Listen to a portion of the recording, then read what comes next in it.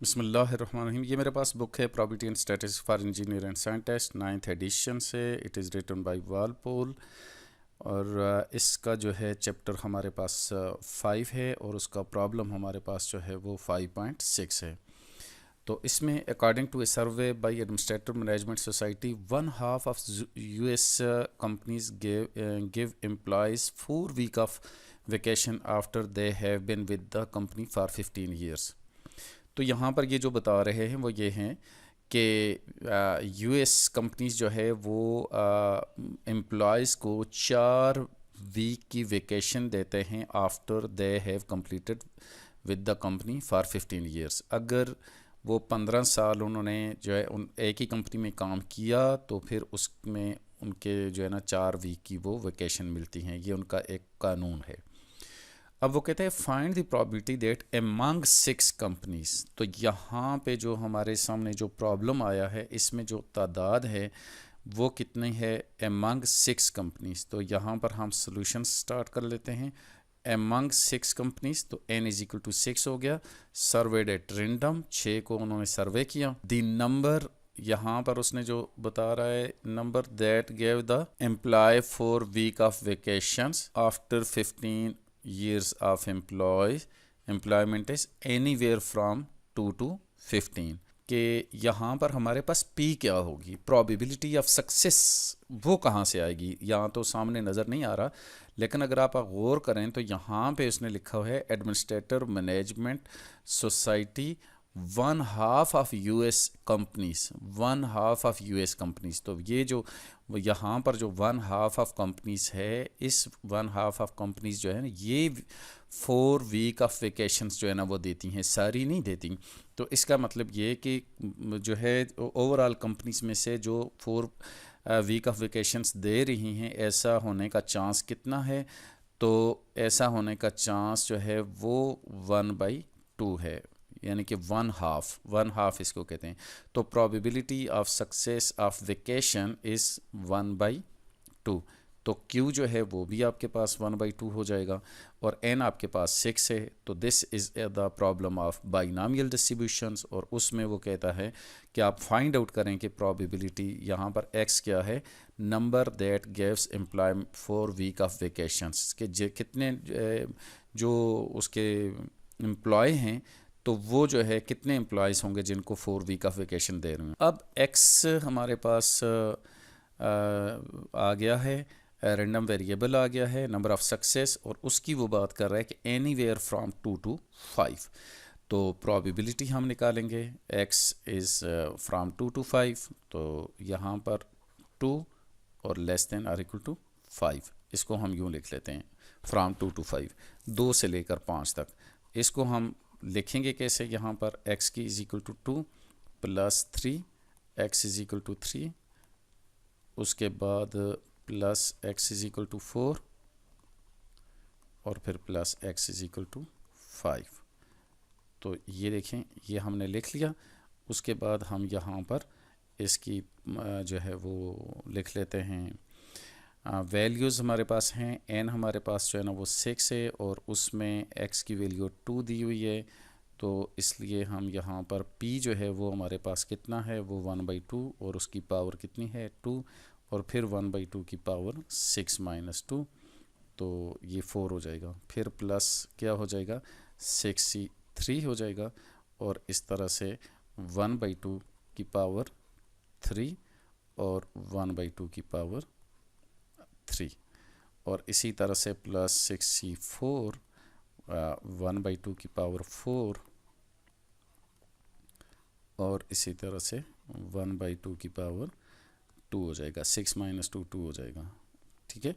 और इसी तरह से हम नेक्स्ट जो है वो ले लेंगे 65 और वो क्या होगा 1/2 की पावर 5 और 1/2 की पावर 1 हो जाएगा। अब हम इसको सॉल्व करेंगे तो कैलकुलेटर लेंगे। तो कैलकुलेटर जो है आपने इस्तेमाल करना है, ये डिपेंड करता है आपके पास कौन सा कैलकुलेटर है। तो मेरे पास जो यहाँ पर जो है ना डाउनलोड किया हुआ है वो इस तरह का कैलकुलेटर है। अगर आपके पास इस तरह का हो तो आप कर सकते हैं। तो इसमें आपको मैंने पहले भी ये तरीका बताया है इससे प्रीवियस वीडियोस में, लेकिन ये है कि यहाँ मैं दोबारा बता देता हूँ। यहाँ पर देखें 6C2, 6C3, 6C4, तो यहाँ पर बेसिकली x जो है वो चेंज हो रहा है। तो मैं इसमें जो है फार्मूला जो है फ़ीड कर लेता हूँ। एक दफ़ा फार्मूला फ़ीड हो गया तो फिर मेरे लिए बड़ा आसान हो जाएगा बाकी चीज़ें, मतलब प्रॉबिलिटीज़ निकालना। तो ये देखें मैं एक तरीका बता रहा हूँ। ये आपने लिखना है 6, उसके बाद ये शिफ्ट करें और उसके बाद जो है आप इसको बल्कि इसमें शिफ्ट नहीं करना, इसके नहीं सॉरी, उसके बाद शिफ्ट करना है और उसके बाद C लिखना है 6C। इसके बाद अल्फ़ा को करके और यहाँ पर आप इस x को कर लें और उसके बाद इसको मल्टीप्लाई करनी है आपने किससे, इसको मल्टीप्लाई करना है 1/2 और इसको ब्रैकेट क्लोज और इसकी पावर में चले जाएं और उसकी पावर कितनी है वो आपने लिखनी है x, ठीक है। तो उसकी पावर जो है वो आपके पास आ जाएगी शिफ्ट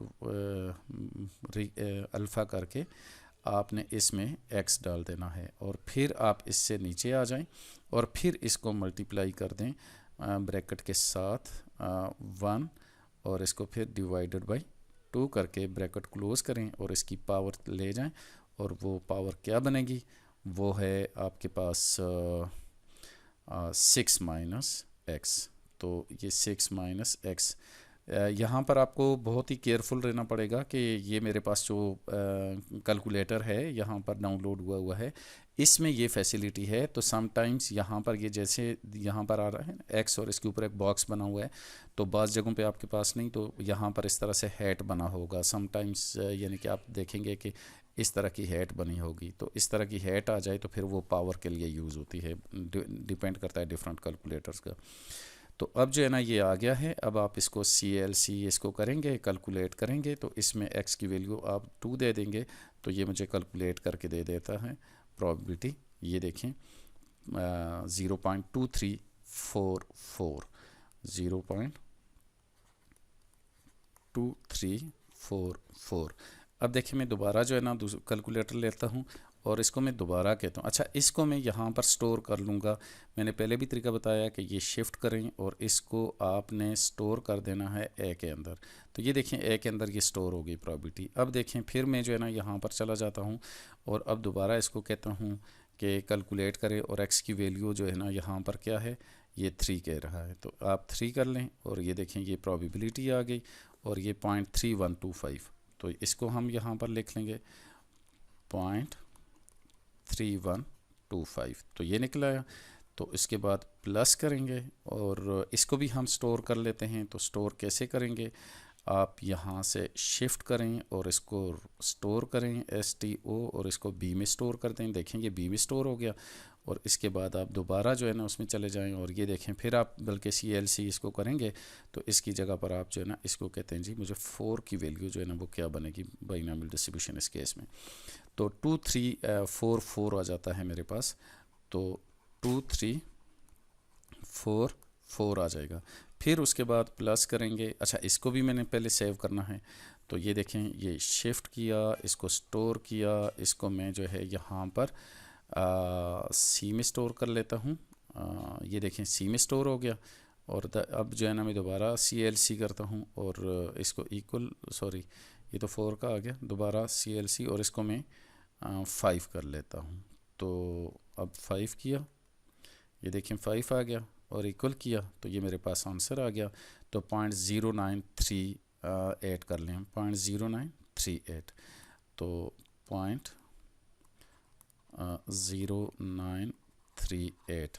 अब देखें इसको हम स्टोर कर लेंगे 4 में, या बल्कि इसको हम यूँ भी कर सकते हैं कि हम साथ ही इसको डायरेक्ट, ये आंसर हुआ और इसमें जो है अब हम रिकॉल A कर लेंगे प्लस रिकॉल B कर लेंगे फिर प्लस रिकॉल C कर लेंगे। तीनों पहली वैल्यूज़ जो है ना मेरे पास स्टोर हुई हुई थी, तो चौथी मैंने डायरेक्ट आंसर से ले ली और मैं इक्वल किया तो ये 7/8 आ गया और आंसर मेरे पास 870.875 आ जाएगा। तो ये देखिए आंसर आ गया है 0.875।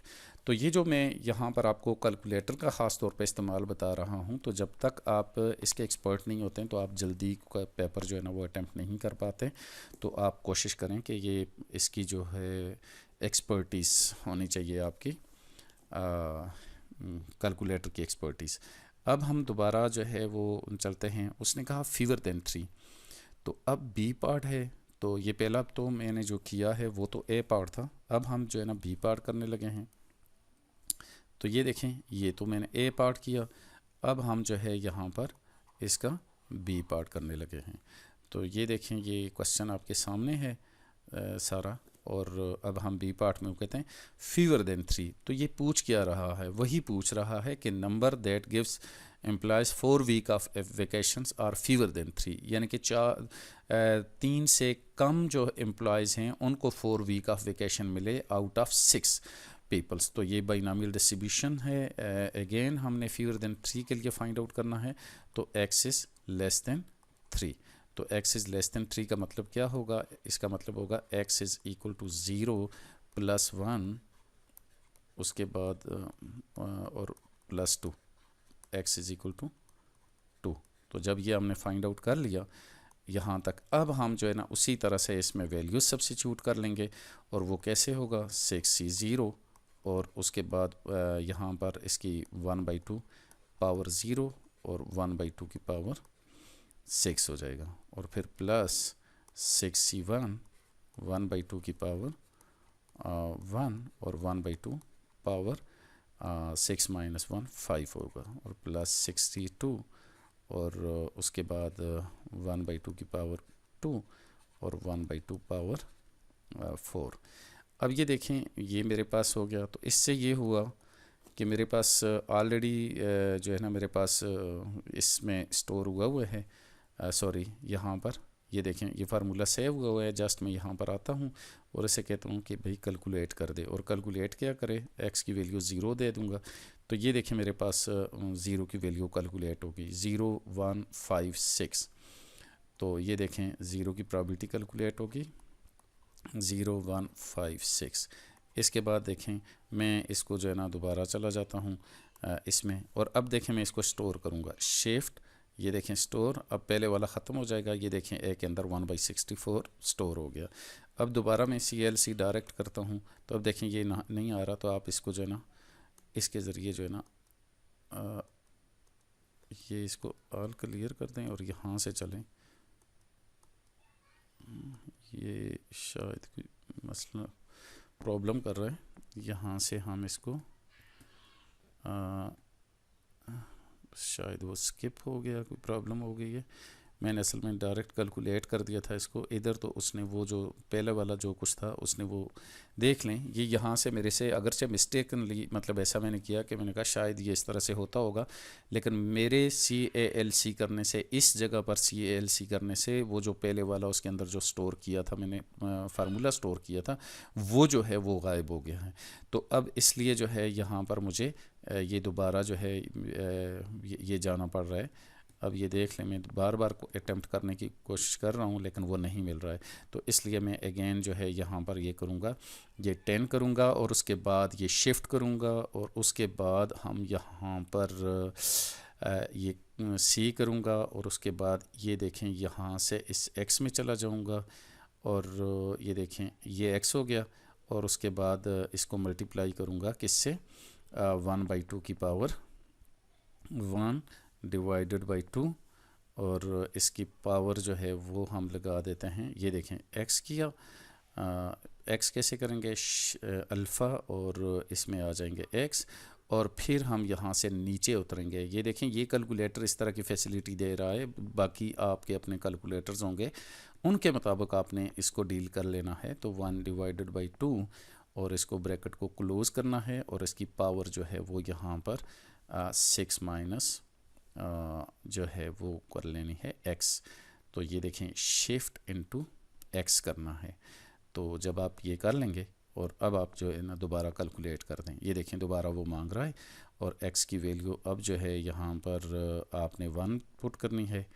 तो ये देखें मेरे पास ये देखें 3/32 आ गया। तो आप देखें पहले वाला जो है आपके पास 1/32 आया था, और ये देखें ये थोड़ा सा प्रॉब्लम हो रहा है। तो इसको मैं एक दफ़ा इसको दोबारा से ले आऊँ, तो फिर हम इसको सॉल्व कर लेंगे।